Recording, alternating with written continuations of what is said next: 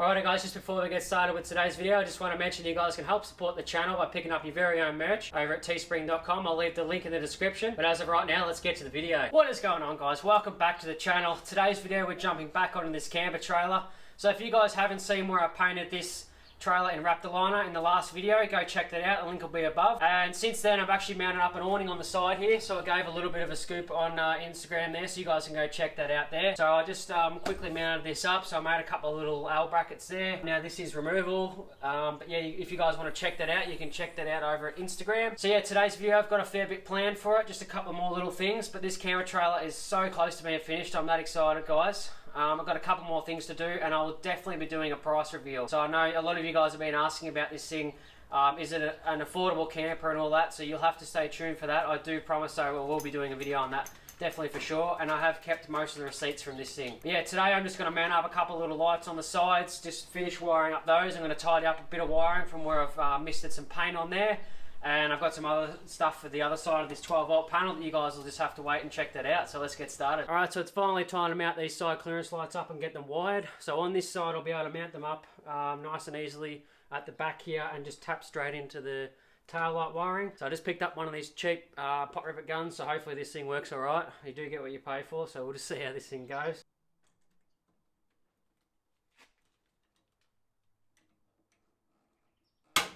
Alright, so that went on there really well. There's not actually much of that rivet hanging out the back, so that's good. So it's nice and tidy, and especially in here because that actually does go into the taillight area. So now what we can do is we can feed the wiring up through this hole here, and I'll be able to split tube it and solder that in. Now on the back of these lights, they do have a little dots to point, so the orange goes towards the front and obviously the red goes towards the back.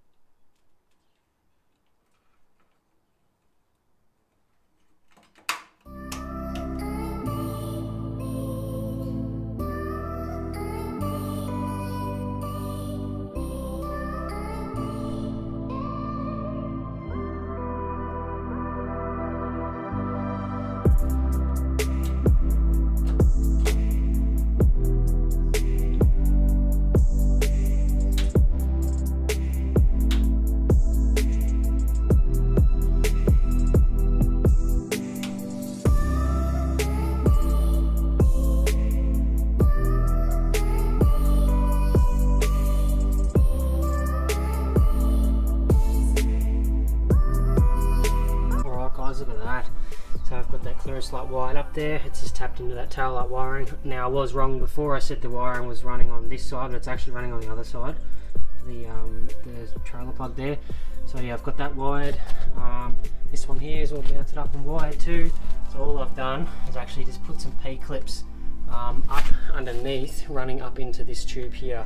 So it's just tech screwed up underneath on both sides. Now I'm about to join that wire into that one.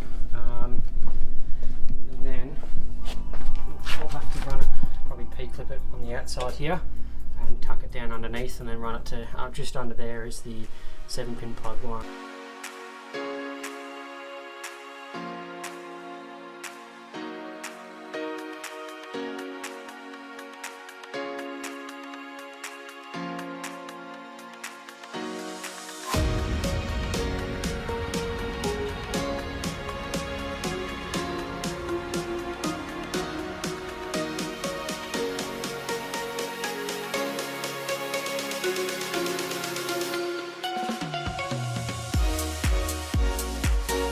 All the lights are wired and done. Now this is the best, neatest way I could think of to do these two front ones, to join them together.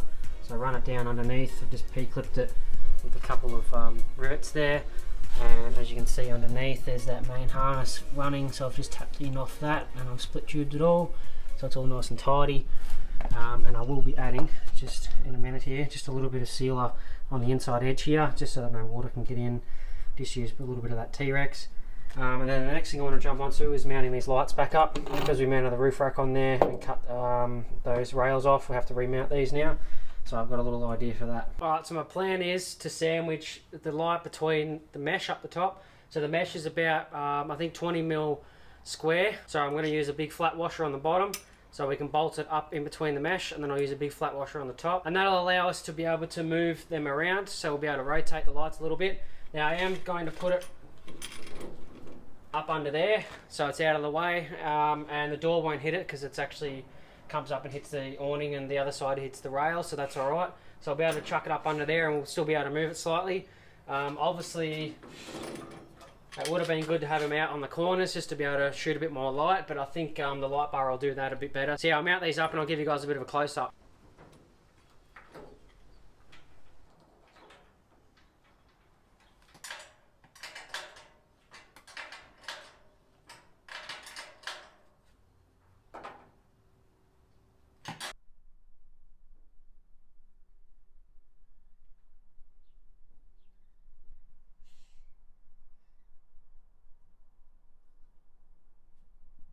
Alright guys, so I've saved the best till last. So we've got a King's flexible solar panel here, 120 watt with the regulator. So I've got that and a 10 meter extension cable.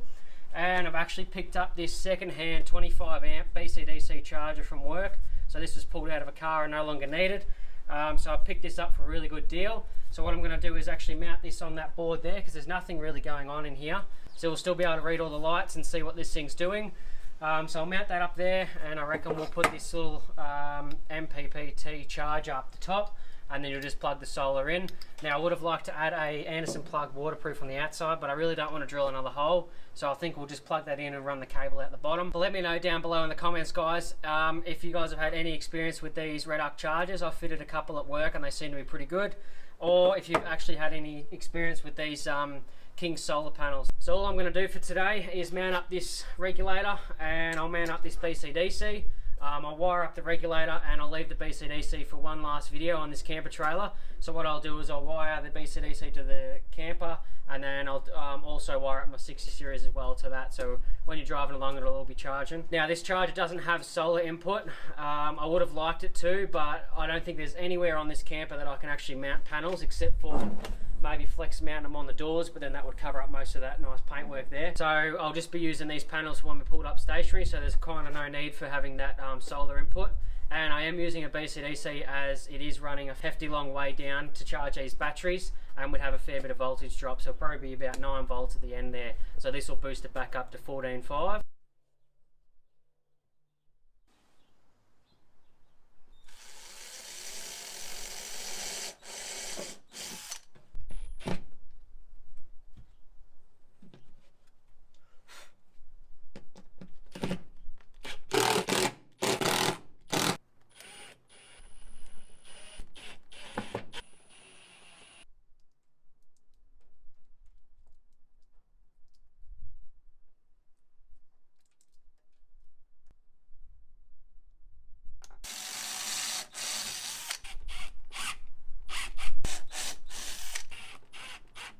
Alrighty guys, so that looks absolutely amazing there. It's filled that panel up really nicely. So I've just mounted the BCDC up there, and we'll have to wire that up in the next video. The MPPT charger is mounted. Now it does have a heat sink on the back, so I'm not too sure if that's going to get hot or anything, but I will have to monitor that. And I'll see how that goes with the marine carpet there. But I've got the Anderson plug just screwed up, so that's nice and easy to plug into, and the battery wires are going down to the battery, and I've just fused it down the bottom there with a 15 amp fuse, just in case anything was to short circuit. Yeah, that is going to be a wrap for today's video, guys. Thank you guys for watching. If you guys would like to help support the channel, you can jump over to teespring.com at Engineer to Design. I'll leave the link in the description. You can help support the channel and keep builds like this going. As I said in last week's video, guys, I am trying to get to 1,000 subscribers, so if you guys could share this video around, share the channel around with your family and friends, that would be really great, and I'd really appreciate that. And if you'd like an inside scoop before YouTube, you can jump over to Instagram and Engineer to Design. Make sure you smash that subscribe button and notification bell so you don't miss anything. I'll see you guys in the next one.